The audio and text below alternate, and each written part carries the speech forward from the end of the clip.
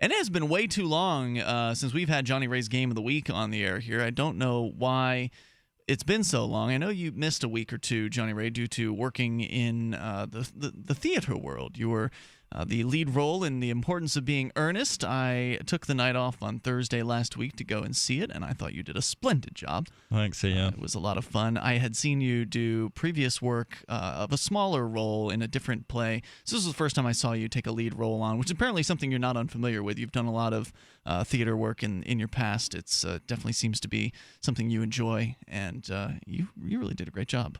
I've done a lot of community theater work. Yeah. A little bit. I've been paid, on a couple of jobs, but yes, I'm mostly a community theater actor.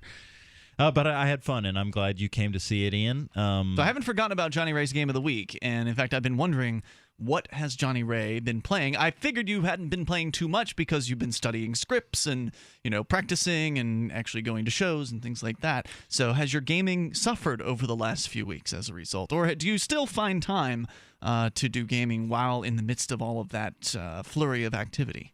It has. I have been playing my video games less, Ian. The game that I have been playing, I'm, maybe a little sorry to say it, not too sorry to say it, but it's Hearthstone. I keep going back to Hearthstone. This is a card game, right? Yeah, it's a collectible card game from Blizzard. It's based on Blizzard's World of Warcraft, their hugely successful MMO. Are you an MMO player? No. Okay. No, I don't think I've ever really even played an Interesting MMO that you would have before. gotten into a card game based on an MMO then. Yeah, the production values for Hearthstone are very good. I'm given to understand that it's very much like Magic the Gathering, which has been around for a long time and is hugely popular. Hearthstone is it keeps me coming back. The variety of the cards and so forth. There was an expansion for it, Curse of Naxxramas. So those cards that have now come into the meta game are influencing things, and it's fun to sort of watch how that is playing out amongst all the top players, these new cards coming in and what they're doing with them and what you can do with them. And it's fun for me to play those games. I like card games. Now, the Hearthstone is a free game? Yep, it's free to play. How do they make money? They sell you like bonuses or something? They make you want to. You can buy booster packs for $1.99, I think. Now, is it one of those games like where if you spend more money, you can be better at it? Like it's unfair if you spend enough money that you just get unfair levels of cards versus everybody else? I think to a certain extent that is unavoidable because if you spend money, you can quickly get more options than other players have. Right. But the most people stars, legendary players of this game have made a point of racking up wins and getting up on the ladder with nothing but really common cards that most everybody has. So the good player will be able to win against the less good player no matter what. Of money. Okay. Yeah, and also one of the more popular game functions, game modes, and the one that I like to play most is called Arena. And when you go into Arena, you can purchase your way into the arena, and in the arena you play until you lose 3 times, and then you get kicked out of the arena, and you will be rewarded with cards and other kinds of rewards like crafting dust that you can use to make cards with based on how many wins you got. And the thing about Arena is when you start, you go through a draft, and you basically sort of have every player that goes into the arena has equal access to the cards. So you're coming in, you don't bring your own deck into the arena, you pull your deck from the arena, so therefore it's an even playing field. Yeah, a game of Hearthstone is always played with a deck of 30 cards, and when you go into the arena, you are given 30 choices among 3 different cards in each choice. You pick a card, and then you get another choice, and you slowly you make 30 choices. Okay. So you're going in on an equal footing with everybody who goes in. But Hearthstone is not my game of the week. My game of the week is Rise of Nations, and I'm going back to the well. This is a textbook Jonny Ray game of the week because it's an old game. Relatively old. It's from 2003. Meaning you played it previously, or is this your first time playing? First time playing it. Okay. But it was designed the team was led by a guy named Brian Reynolds, who created my favorite game of all time, and one I've mentioned on Free Talk Live many times, Alpha Centauri.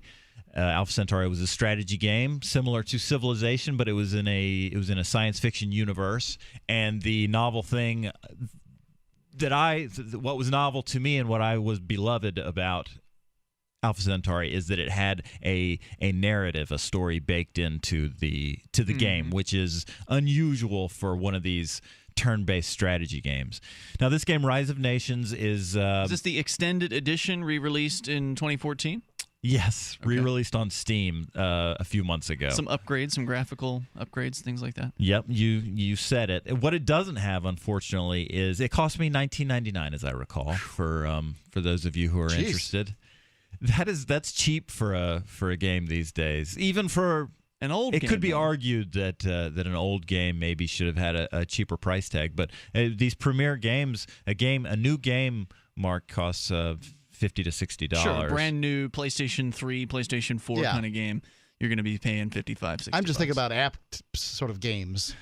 This one's downloading. This one's, there's no CD. You don't get a DVD or a box. It's just coming through Steam, which is a digital delivery service. So what's the goal? Is there a multiplayer aspect to this? Or Yeah, is it there single is. player only? There is. I suck at the game, and I've really only played it for 4 or 5 hours.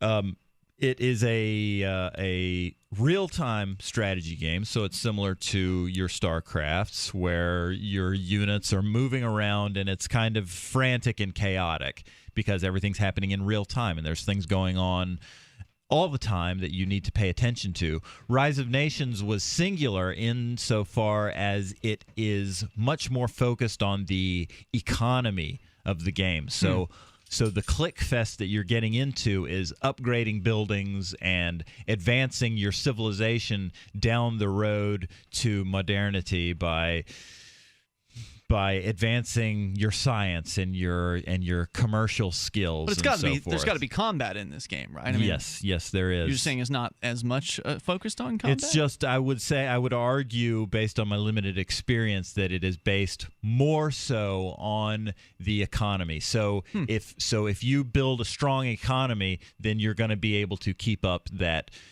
churn of units coming out and just battering your enemies, rather than having a very particular and skill-based combat. I see. You just kind of throw your units into the fight, and you keep those units going in by keeping your economy strong. Sounds like the modern warfare that was established in the Civil War and refined throughout the latter 19th and 20th centuries. The fact is that he who could produce more stuff was the one who won, and that tended to be the United States because they were isolated from combat in most cases. The North didn't get invaded, factories didn't get burned. What sides do you get to pick? Which side or which country?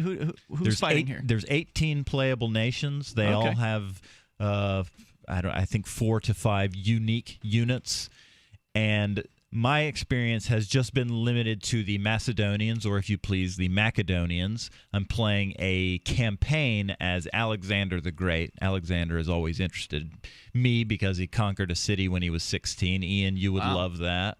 And he conquered the known world.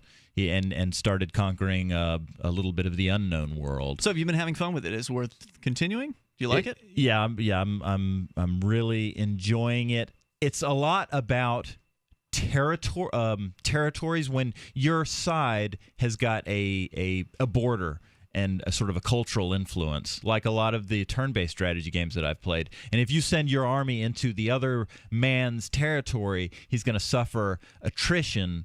And one of the ways that I'm playing the game wrong is I set up waypoints inside my enemy's territory, and I just keep my units in the enemy territory the whole time, and they're just slowly withering away. And I think what you need to do is build up a strong strike force inside your own territory and then send those guys into raid, and when they start getting weaker, pull back out again and gather your strength and then go back in when you're strong. Jonny Ray's Game of the Week. What turned you on to this one?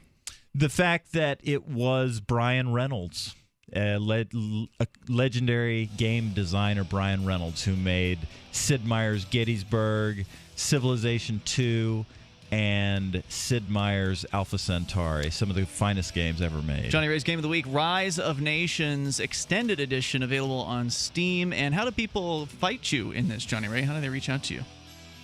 On Steam, my name is Chisharim, Cishaurim. All right, we'll see you tomorrow night. freetalklive.com. Free Talk Live, 7 nights a week from 7 to 10 Eastern, live on the Liberty Radio Network at LRN.FM.